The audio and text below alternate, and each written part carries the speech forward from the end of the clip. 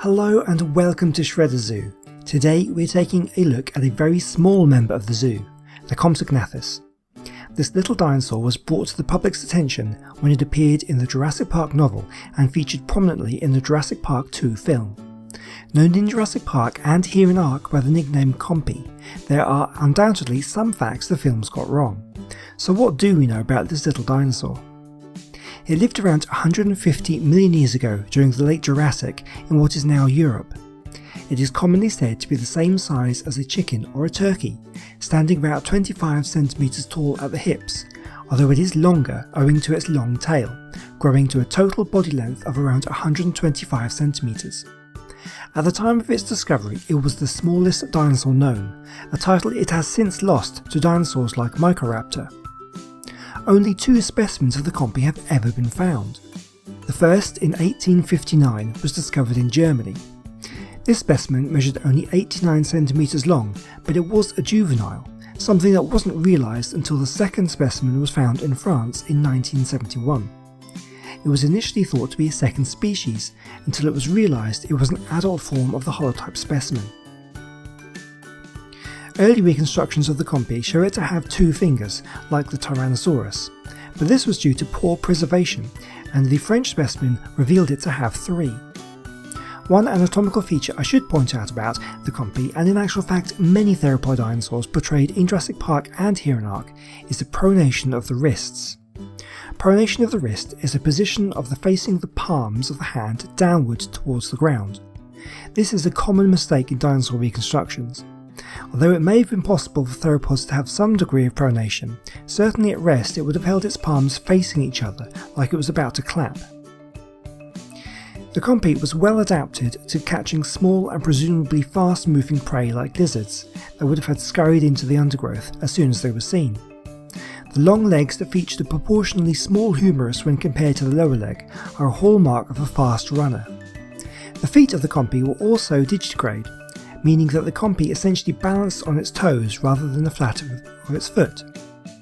This also means that the main foot bones served to extend the length of the leg and increase the striding length even further. A fast-running animal would also explain the very long tail of the Compsognathus. Held erect off the ground, the tail would have been a versatile balancing aid when chasing after prey. A study done in 2007 aimed to determine how fast several carnivorous dinosaurs could run. This study concluded that the Compy could achieve speeds of up to 40 miles per hour. Amazingly, we can tell what the Compy liked to eat, as both specimens had the remains of its last meal in its stomach. Both specimens had eaten a lizard, although not necessarily the same species of lizard. The lizard remains were intact, meaning the Compy swallowed its prey whole. The remains of Compsognathus were found in the same geological deposits as Archaeopteryx, and the 2 creatures share some similarities. So much so that one specimen of Archaeopteryx that failed to preserve any feather impressions was once thought to be a Compy. The link between the 2 has raised questions on whether the Compy had feathers. So far there is no direct evidence for feathers, but relatives of the Compy found in China do have a covering of primitive feathers that would have provided insulation and could have been used for display. Another closely related species called a Durevinator, also from Germany, initially showed skin impressions with no feathers. However, a review of Durevinator in 2010 revealed a very light covering of proto-feathers in the skin impressions that are visible under ultraviolet light. These pieces of evidence combine to the suggestion that it is at least possible that the Compy had primitive feathers. More fossil evidence is needed before the debate can be settled. During the late Jurassic, Europe was a dry, tropical archipelago at the edge of the Tethys Sea.